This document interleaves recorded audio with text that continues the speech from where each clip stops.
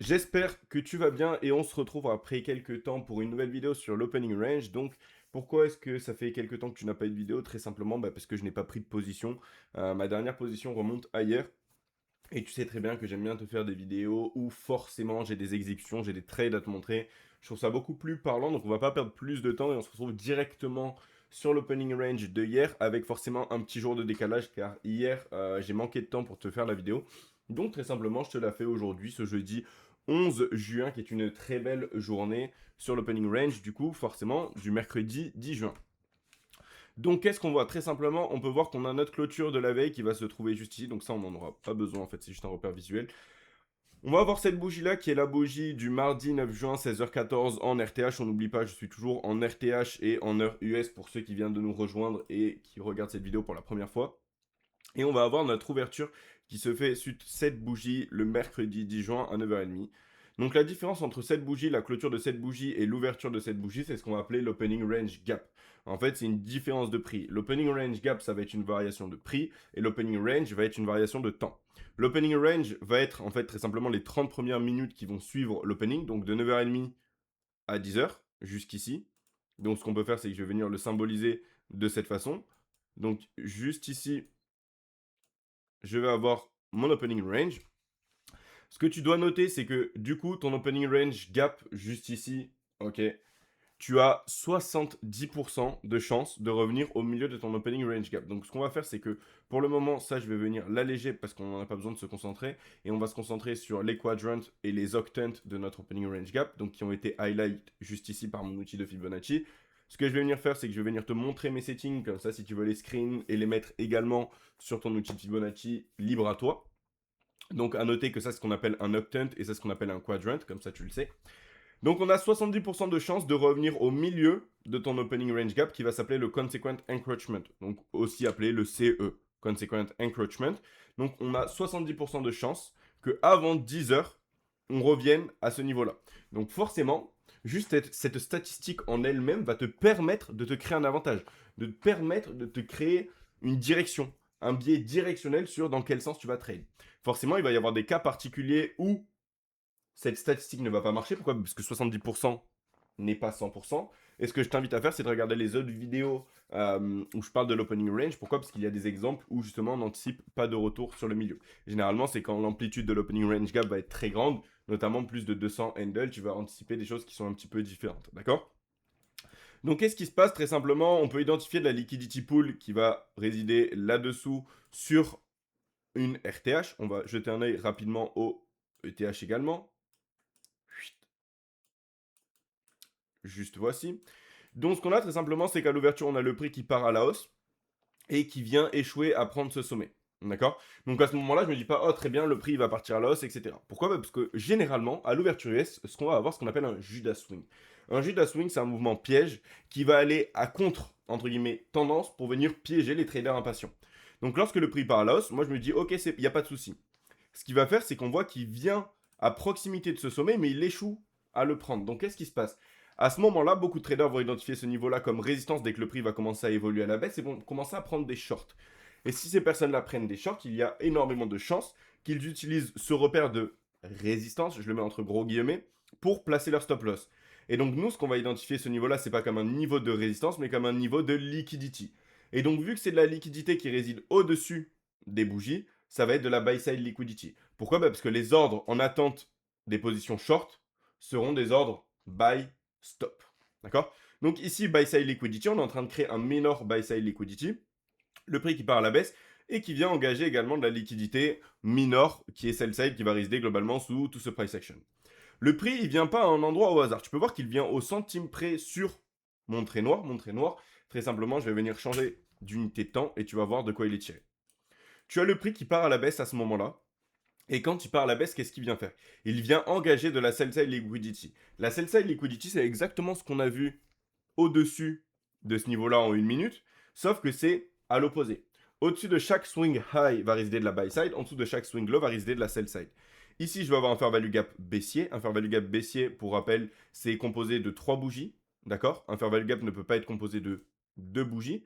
Donc, un fair value gap, c'est composé de 3 bougies et c'est lorsque la bougie 1, son plus bas, ne touche pas le plus haut de la bougie 3. En fait, on a cette notion de déséquilibre qui vient se créer sur le marché.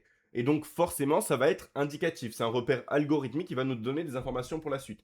La plupart des personnes vont entendre que le prix revienne entièrement rebalancer ce déséquilibre pour partir à la baisse. Moi, c'est absolument pas comme ça que je les utilise. Pourquoi? Parce que si tu es baissier, au contraire, tu vas avoir le prix qui ne clôture pas entièrement ce fair value gap. Ce sera symbolique, ce sera symbole de déséquilibre, pardon.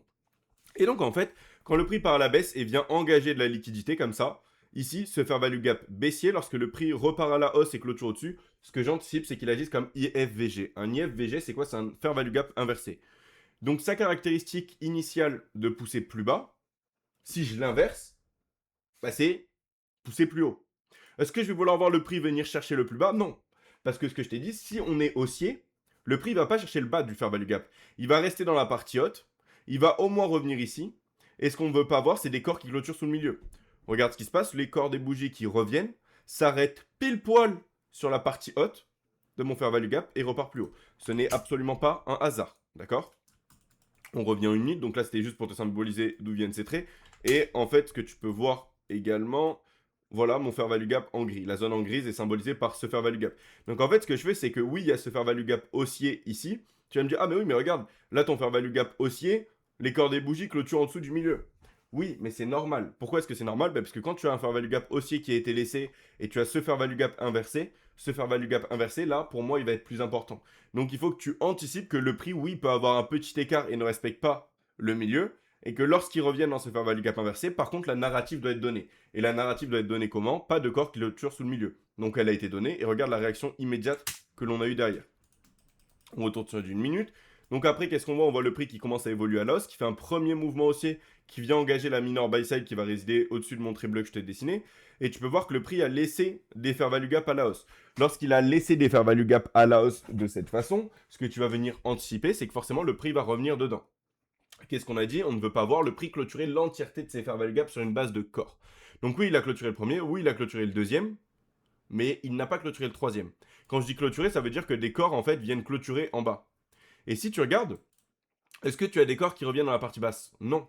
Donc quand tu as plusieurs fair value gap à la suite, tu peux pas uniquement prendre une position basée sur le troisième, uniquement basée sur le deuxième. Il faut que tu prennes l'entièreté du mouvement en compte. Puis c'est pareil, ce que tu peux faire et que tu peux rajouter comme confluence ici, c'est de prendre ton swing et de te dire, ok, j'ai engagé de la liquidité buy side au-dessus de ce sommet et au-dessus de ce sommet. Il y a de fortes chances que maintenant le prix revienne au moins à l'équilibrium ou en discount. Donc ça va être toute cette zone-là. Et donc, est-ce que tu vas vouloir trade ce fair value gap? Non, car il est basse probabilité, car il se trouve au-dessus de ma zone discount. Il se trouve en premium. C'est pas un fair value gap haute probabilité pour pousser plus haut. Celui-ci, là, non. Il est à l'équilibrium, mais la plupart du fair value gap se trouve au-dessus de l'équilibrium. Toujours pas. Par contre, lui, il est en dessous de l'équilibrium, donc c'est un fair value gap haute probabilité. Donc déjà, tu aurais pu prendre une position ici. Le prix qui revient, on peut voir qu'il respecte, qu'il ne vient pas clôturer l'entièreté et les corps respectent le milieu, on n'a pas de clôture sous le milieu. Boum. Réaction immédiate, on vient pousser. Ici, on va avoir l'Asian High, le RTH buy side. Donc le RTH buy side, tu vas pouvoir le voir ici. En fait, c'est très simplement ce niveau-là. D'accord? Donc on a plusieurs raisons de venir pousser. Et quand on a ce mouvement-là, on est d'accord que le prix ne vient pas chercher cette buy side. Donc ça, c'est toujours en jeu et globalement, c'est ce qu'on appelle un draw on liquidity. C'est la prochaine direction que le prix va aller chercher. On peut regarder que sur le mouvement haussier, le prix a laissé un autre fair value gap haussier. Est-ce qu'il en a laissé un ici? Non. Donc ici, j'ai un seul fair value gap. Donc ce que je vais faire, c'est que je vais le noter. Je le note où? Du plus bas de cette bougie au plus haut de cette bougie. J'ai mon fair value gap. On peut voir que le prix revient une première fois dans mon fair value gap, vient faire un plus bas et évolue à la hausse. Est-ce que j'ai pris une position longue là? Absolument pas. Pourquoi? Pour plusieurs raisons. Déjà, j'ai un mouvement baissier ici qui vient prendre un short term low. Ici, j'ai un swing low. J'ai un plus bas, j'ai une bougie qui vient faire un nouveau plus bas, et j'ai la bougie suivante qui échoue à faire un nouveau plus bas. Donc j'ai cette notion de chapeau qui vient se créer, chapeau inversé ici. Donc je vais avoir un swing low, et quand le prix vient faire ce mouvement, je vais avoir ce qu'on appelle un changement de structure. J'ai plus des sommets de plus en plus haut, j'ai un sommet qui vient changer. Ce que je vais identifier, c'est est-ce que ce mouvement, on a du displacement. Du displacement, qu'est-ce que c'est? C'est très simplement, c'est un éléphant qui rentre dans la piscine. D'accord? Et bien là, tu peux voir que j'ai un éléphant qui rentre dans la piscine. Pourquoi? Parce que j'ai un fair value gap qui a été laissé baissier juste ici. D'accord? Donc qu'est-ce que j'attends? Là, en fait, c'est très simplement moi ce que j'ai appelé le timing de bougie. Et quand je vois que le prix ici, il évolue et qu'il n'est pas vraiment franc, est-ce que tu vois quelque chose de franc, quelque chose qui a envie de pousser, quelque chose qui montre que le prix est pressé à aller plus haut. Non, pourquoi? Parce que pour que ce soit pressé, alors ça maintenant je vais venir juste l'alléger. Pourquoi? Parce que tu peux voir très simplement qu'on est venu repricer l'entièreté de ton opening range gap avec ce mouvement. Donc on n'en a plus besoin. En soi, le prix va venir s'y référer, mais pour nous, par la suite, on n'en a plus besoin. Ce qui va venir m'intéresser un petit peu plus, c'est maintenant ça. Qu'est-ce que c'est ça? C'est très simplement le plus bas de mon mouvement à l'opening range jusqu'au plus haut. Ok? Donc ce que je veux voir, c'est que forcément, si je veux prendre une position longue, je vais essayer de je vais y arriver. Si je prends une position longue, je vais essayer de focus mes positions longues dans la partie basse. Pourquoi? Bah parce que c'est en zone discount. Et si je prends une position short, dans la partie haute. Donc on y revient, j'ai mon displacement, j'ai le prix qui évolue à la hausse. Est-ce que ici j'ai quelque chose de franc? Non, j'ai quelque chose qui est assez lent, j'ai pas de fair value gap, j'ai quelque chose qui est assez équilibré, etc. Donc là, ce que je me dis très simplement, c'est que c'est très bien, j'ai un mouvement haussier. Il y a des personnes qui vont vouloir aller chercher des plus hauts ici, mais je le vois plus comme un piège. Et c'est à ce moment-là que vient le 15 minutes. Sur le 15 minutes, alors, il faut que je me mette en électronique. On va y arriver. En 15 minutes, tu vas avoir cette zone orange qui va apparaître, qui est un fair value gap haussier. Et en fait, tu peux voir que le prix évolue à la hausse, ici, et il échoue à prendre l'asienne. Et en fait, cette bougie-là, ce que j'attends, c'est qu'elle se clôture. Ok, 9h45. Donc, ça veut dire qu'elle va clôturer à 9h59. Garde cette temporalité en tête. 9h59. Donc, en fait, très simplement, on cherche. Ok, on y retourne ici. Je cherche à savoir globalement quand est-ce que le prix va revenir dans ce fair value gap. Pourquoi? Parce que pour moi, cette bougie 15 minutes a de fortes chances de créer ce fair value gap. D'accord? Et je me dis que, vu qu'on n'a pas un mouvement qui est franc ici, on a de fortes chances de revenir dans ce fair value gap avant de pousser sur l'Asian buy side qui se trouve plus haut. Donc 9h59, c'est globalement à ce niveau-là. Donc quand le prix il évolue ici, ce que j'anticipe c'est que la bougie va clôturer, va revenir dans ce fair value gap, et ce que je vois ici c'est, regarde, le prix revient une première fois, il respecte, il clôture plus bas.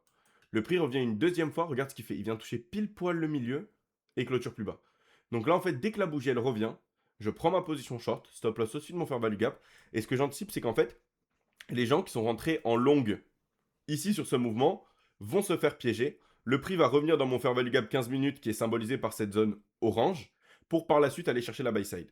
Et donc en fait, on peut voir que ma position short est basée là-dessus et mon take profit juste en dessous de ce plus bas. Ce que j'ai anticipé, c'est qu'honnêtement, je vais être complètement honnête, oui, mon take profit est ici, mais j'ai anticipé qu'on ait un peu plus de mouvement, notamment pour revenir dans cette zone en bleu confluence entre fair value gap 15 minutes, fair value gap signifiant ici, pour pourquoi pas après à la suite aller chercher un Asian high. Et en fait, je voulais très simplement prendre un short ici, prendre un long ici, mais ma condition de long n'était pas remplie, laquelle que le prix revienne au moins dans une zone discount, ça veut dire au moins à ce niveau-là. Donc je ne vais pas aller à l'encontre de mon plan. Et donc je vais uniquement rester sur cette session qui vient prendre mon short, même si après je vois tout ce mouvement découler, et comme tu le sais, je m'arrête de trade globalement à 10h30. Donc même si c'est pareil, après j'anticipe encore des prix plus bas, je ne cherche pas à en faire plus, et voilà globalement ce qui s'est passé.